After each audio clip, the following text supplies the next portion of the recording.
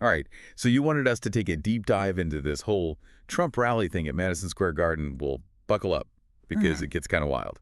Yeah, this isn't just another campaign stop. This is about history, I guess, about how a place can be more than just bricks and mortar, you know? Right, because we've got Trump choosing MSG, same venue as that massive pro-Nazi rally back in '39, Yeah. organized by, what was it, the German-American Bund? The German American bun, exactly. And it wasn't some tiny gathering either. We're talking 20,000 people, swastikas literally alongside a portrait of George Washington.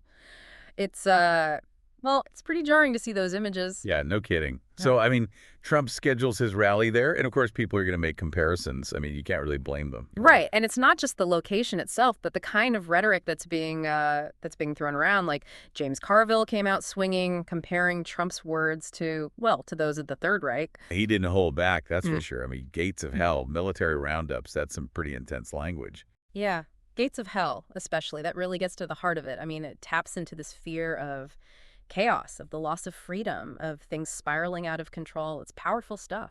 And it makes you wonder, like, why choose those specific words? What's the strategy there?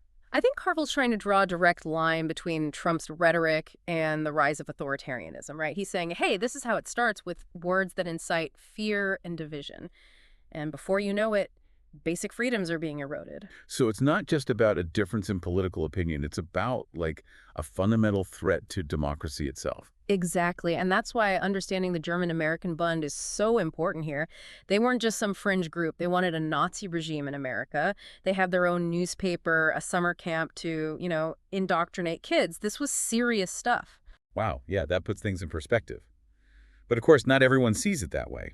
The article mentions Senator Rob Ort, who basically called these comparisons absurd, disgusting, and a gross escalation, I think were his words, especially given, and this is his point, the recent attempts on Trump's life. And this is where it gets really tricky, right? When does drawing these historical parallels become appropriate? History is important context, but using it carelessly can trivialize real suffering.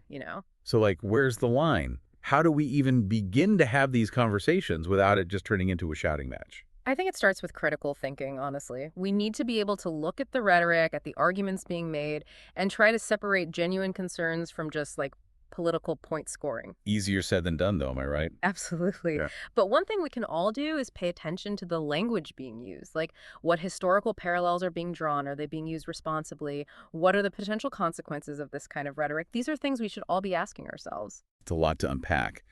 But I guess that's the point of a deep dive, right? To really dig into these complex issues and hopefully come out the other side a little more informed. Exactly. Because sometimes the most important questions are the ones that don't have easy answers.